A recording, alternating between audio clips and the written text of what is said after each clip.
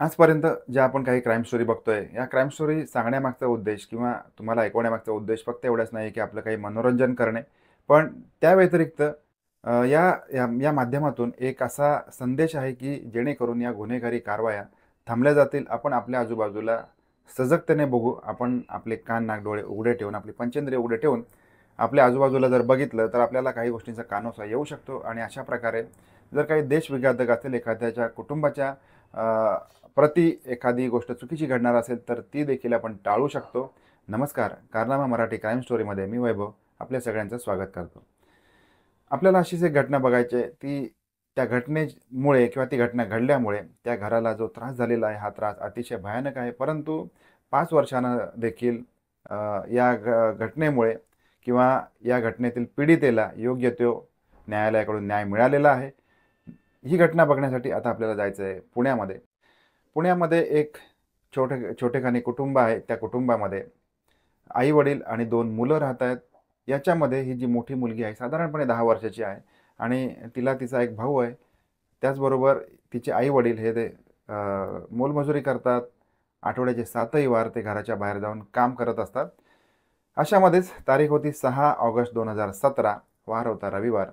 या दिवशी ही जी पीडिता आहे, ही 10 वर्षाची मुलगी, ही तिच्या घरामध्ये अ, आहे आणि तिचे आई-वडील नेहमीप्रमाणे कामावरती गेलेले आहेत. तिचा भाऊ घराबाहेर जाऊन खेळण्यासाठी गेलेला आहे. अशामध्येच तिच्या शेजाऱ्यांचा एक 2 वर्षाचा मुलगा तिच्या घरी येऊन खेळतोय आणि या सगळ्या ह्याच्यामध्ये त्यांचा खेळकूद वगैरे या लहान मुलांचं सगळं घरामध्ये चालू आहे. अ, अशामध्येच त्या 2 वर्षाच्या मुलाचे वडील, ज्याचं नाव आहे संजू निकुम, हा या मुलीच्या घराच्या आसपासच राहत होता. हा त्या घरी आलेला आहे, त्या मुलीच्या घरी आलेला आहे आणि घरी आल्यानंतर त्या व्यक्तीने तिच्यासोबत चाळे करणे सुरू केले. त्या 10 वर्षाच्या मुलीसोबत या विवाहित तरुणाने जे विनयभंग किंवा अशा स्वरूपामध्ये सुरू केलेलं आहे, जे त्याला आपण लैंगिक चाळे म्हणतो, हे सुरू केले. ती मुलगी त्याला विरोध करते.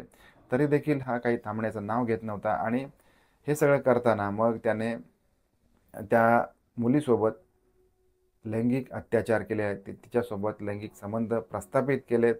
हे म्हणण्यापेक्षा लैंगिक अत्याचार तिच्यावरती केलेला आहे आणि लैंगिक अत्याचार केल्यानंतर ती मुलगी रडायला लागलेली आहे, ओरडायला लागलेली आहे आणि त्या ठिकाणापासून अ, या आरोपीने पळ काढलाय.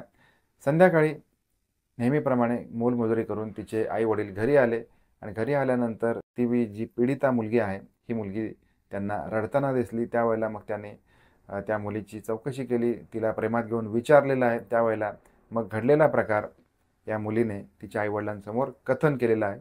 आता हे सगळं ऐकून त्या आई-वडिलांची मनस्थिती काय झाली असेल ते तुम्ही विचार करू शकता आणि त्याच्यानंतर मग अ, त्या मुलीच्या आईने तातडीने नजीकच्या पोलीस स्टेशनमध्ये धाव घेतलेली आहे. हा संपूर्ण प्रकार, झालेली घटना तिने पोलिसांना सांगितलेली आहे आणि हे सांगितल्यानंतर मग पोलिसांनी या आरोपीच्या तातडीने मुसक्या आवळलेल्या आहेत. त्याच्यावरती आरोपपत्र दाखल केले आणि त्याच्या विरोधामध्ये कोर्टामध्ये केस उभी राहिलेली आहे. साधारणपणे 2017 साली घडलेली घटना 5 वर्षानंतर या पीडितेला योग्य तो न्याय मिळालेला आहे. आरोपीला जन्मठेपेची शिक्षा न्यायालयाने सुनावलेली आहे. त्याचबरोबर मनोधैर्य या योजनेअंतर्गत त्याला साधारणपणे 17 ते 18 हजाराचा दंड देखील याला ठोठावण्यात आलेला आहे. आता या सगळ्या घटनेमधून ही फक्त एक घटना नसून ही अत्यंत वाईट अशी परिस्थिती या कुटुंबावरती ओढवलेली आहे आणि अशा स्वरूपाचे जर का विकृत दरिंदे आपल्या अवतीभोवती फिरत असतील, तर अशा स्वरूपाचं घटना कोणासोबतही घडू शकते.